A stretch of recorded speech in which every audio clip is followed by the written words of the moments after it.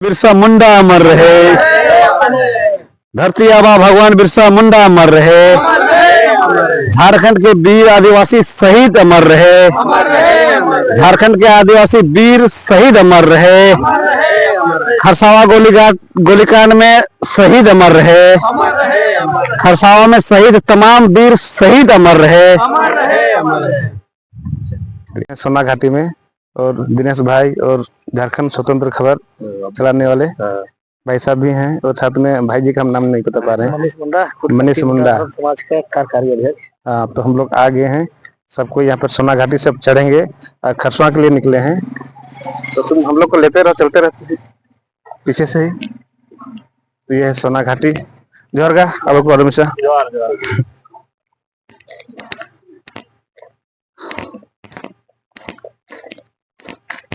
ऐसा लग रहा है कि तो शिमला आगे से लग रहा है। हम लोग का झारखंड भी कम नहीं है। अगर थोड़ा सा नाम को उलट फेर करके अगर सुना जाए तो खूंटी को ऊटी बोले तो फिर ऐसे लगता है, गुमला को शिमला बोलते तो ऐसे लगता है। बाहर जाने हमारे हाँ बिहार बिहार। आज हम लोग इस मनोरम स्थान में पैदल मार्च कर रहे हैं। दिनेश तक कुछ बोलिएगा किस विषय में? इसी घाटी के विषय में बोलिए।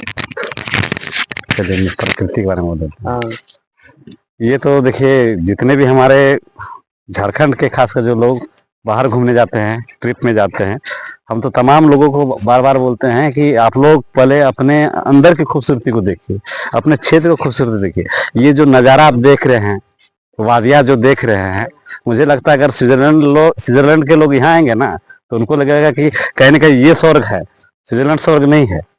तो हमें हमारे आसपास में जो प्राकृतिक छटा जो है, लोगों को पहले इनसे रूबरू होना चाहिए, जुड़ना चाहिए। और हम लोग तो ठहरे आदिवासी और हम लोग प्रकृति प्रेमी हैं, तो प्रकृति के का जो आनंद क्या होता है हम लोग जानते हैं। इसीलिए हम लोग झारखंड के लोग जो होते हैं बाहर नहीं जाते हैं, हम लोग अपने में ही मस्त रहते हैं, अपने ही प्रकृति में ही मस्त रहते हैं। और आज देखिए, आज बड़ा संजोग मिला है कि हम लोग अपने वीर अज्ञात शहीदों को श्रद्धांजलि देने के लिए खरसावां शहीद मैदान जा रहे हैं। और इसी बीच में ये मनोरम एकदम दृश्य हैं। और हमारे साथ युवा साथी सब हैं, हमारे साथ राजू मुंडा हैं, हमारे साथ वीर सिंह मुंडा हैं, और पहले तो परिचय हो चुका है। और एक दादा हमारे साथ हैं, शंकर मुंडा हैं। तो ये देखिए कि कितना आनंद है और कितना सुकून है यहाँ पे। अभी क्या है कि जो मटेरियलिस्टिक लाइफ में लोग, भौतिकवादी लाइफ में लोग इतने व्यस्त हो गए हैं कि जो नेचुरल हैप्पीनेस है, जो प्रकृति का सुख है, उसे दूर भागते जा रहे हैं। और भौतिकवादी जो सुख है, आर्टिफिशियल जो हैप्पीनेस है, उसमें लोग पागल हो चुके हैं। और अब आने वाला समय ऐसा है कि फिर लोग प्रकृति की ओर आएंगे, प्रकृति के शरण में आएंगे। ऐसे भी बोला गया है कि प्रकृति की ओर लौटो। तो ये आदिवासी समझ सकता है कि ये जो खुशी है, ये जो सुख की जो अनुभूति है, वो कितना मतलब गहरा और कितना आनंदमय है। दिनेश दा, नौजवानों युवा के लिए क्या संदेश देंगे? आज साल का पहला दिन भी है और आज हम लोग जिस तरह शहीद स्थल जा रहे हैं और इस घाटी में सुंदरता हम लोग देख रहे हैं, कुछ पैदल चल के भी हम लोग अपने को लुत्फ उठा रहे हैं। लेकिन नौजवान जिस तरह से आज अभी बोले कि भौतिक सुख में ज्यादा ये है, तो आज के डेट में क्या कहेंगे? नहीं, ठीक है। देखिए, आज के डेट में जिस उद्देश्य से हम लोग जा रहे हैं खरसवा, मैं तो युवाओं से ही अपील करूंगा कि सबसे पहले आप अपने अतीत को जानिए। आज नववर्ष है तमाम लोगों के लिए, लेकिन आज का दिन जो है, हम आदिवासी युवाओं को ये समझना होगा कि आज का दिन हमारे लिए काला दिवस से कम नहीं है। आदिवासी इतिहास में एक बहुत बड़ा काला अध्याय जोड़ा गया था 1 जनवरी 1948 को, जिस दिन 50,000 आदिवासियों के भीड़ में अंधाधुंध गोलियां चलाई गई और उसमें हजारों हजार आदिवासियों को मार दिया गया, शहादत हुई। आज हमारे जो इस चीज को नहीं समझते हैं और अपने जो हमारे शहीद हुए हैं, अज्ञात शहीद हुए हैं, उनकी शहादत को नहीं समझते हैं। आखिर उन्होंने शहादत दी तो क्यों दिया? कहीं न कहीं ये जल जंगल जमीन, ये प्रकृति अपने धरोहर को बचाने के लिए दिया है। तो आज के डेट में युवाओं को उन शहादतों को समझना चाहिए, अपने पूर्वजों को जो शहादत है उसको अमल करने की आवश्यकता है। और ये जल जंगल जमीन को कैसे हम सुरक्षित रखें, इस पे काम करना है, ना कि अन्य चीजों पे जाना है। जैसा जिस तरह से आप अभी हम लोग को एक खूबसूरती दिख रहा है, ये पूर्वजों का ही देन है। जब पूर्व जिस तरह से बताया कि हजारों हजार की संख्या में जिस तरह से जो भी सत्ता में उस समय रहे होंगे और आदिवासी समाज लड़ रहे थे इसी जमीन बचाने के लिए और शहीद हो गए। आज हम लोग शहीद स्थल जाएंगे, उनको नमन भी करते हैं, नमन करेंगे भी। लेकिन जिस तरह से युवा लगातार भौतिक सुख के पीछे भाग रहे हैं और इसी जल जमीन बचाने के न सोच करके उनको लगता है कि हमारे पास ये सुख सुविधा होना चाहिए था, वो सुख सुविधा, लेकिन अपने जो उनका मूल जो है उसे भटक जा रहे हैं। इस पर कुछ हम चाहेंगे हमारे साथ हमारे युवा साथी राजूदा हैं, ये कुछ विचार रखेंगे इसमें कि युवाओं को इस प्राकृतिक सुख का आनंद लेना चाहिए या फिर जो भौतिकवादी सुख के पीछे हम लोग आज इस तरह से मदहोश हैं उस पर जाना चाहिए। नहीं, निश्चित रूप से दिनेश दा आप समूह के बीच जो बातें रखी वो कहीं ना कहीं हम सब आदिवासियों के लिए एक नया दौर अभी युवाओं के लिए है।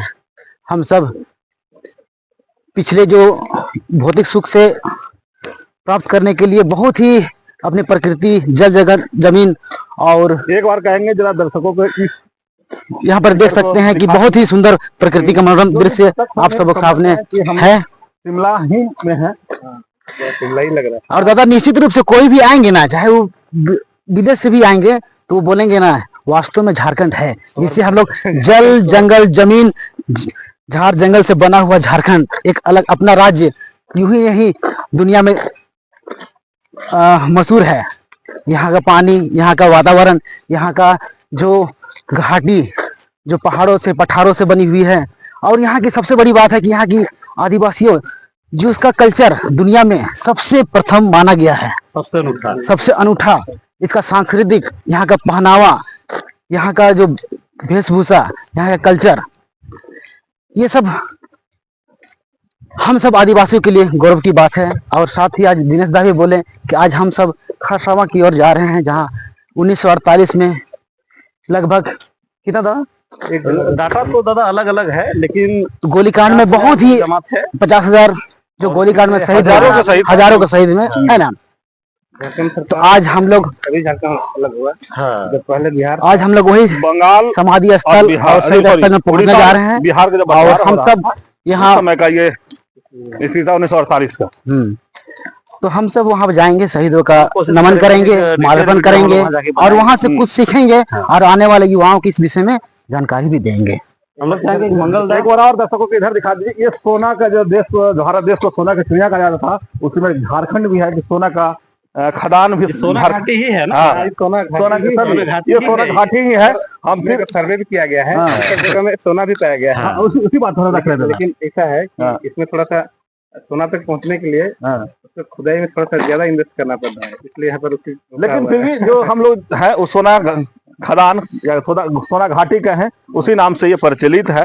दर्शक बता दें कि सोना का चिड़िया कहने वाला देश ये झारखंड, आज भी सोना का खजाना यही यूं ही नहीं कहते सोने की चिड़िया भारत को। कहीं ना कहीं भारत में ही ऐसा जिला, ऐसा राज्य है जिसके नाम से भारत विख्यात हुआ है। जैसे मंगलदा एक बहुत अच्छा बात बोले कि खूंटी तो अपने आप में अनूठा है ही ना, लेकिन अगर ऊटी वाले यहाँ आएंगे ना तो उनको लगेगा कि ऊटी फेल है। गुमला बात बराबर है, गुमला जो बोलते हैं हम लोग, गुमला अगर हम शिमला आएंगे तो शिमला फेल हो जाएगा। दो शब्द और हम जोड़ना चाहेंगे मंगलदा को देख करके। ये सब झारखंडी नहीं, पूरा हिंदुस्तानियों को जो हम लोग हैं उनको संविधान को थोड़ा सा ये करना चाहिए। और कलम देख करके हम बहुत मैंने महसूस किए कि बाबा साहब अम्बेडकर का ये कम से कम लगाए हुए हैं, और इसी के संविधान के तहत हम लोग आज चल रहे हैं, बोल रहे हैं। और जो इस संविधान की किताब पकड़े हैं उसी के तहत बोलने का अधिकार भी और आज चलने का भी अधिकार मिला है, और ये बात करने का अधिकार मिला है, ये बाबा साहब का ही दिया हुआ है। तो हमको बहुत अच्छा लगा जब हम शुरू बार मंगलदा को देखे तो सबसे पहले मेरा नजर वहीं गया था। नहीं, बिल्कुल हमारे भी नजर वहीं पड़ा था। यूं ही नहीं बोलता है कि संविधान 12.5 किलो का है।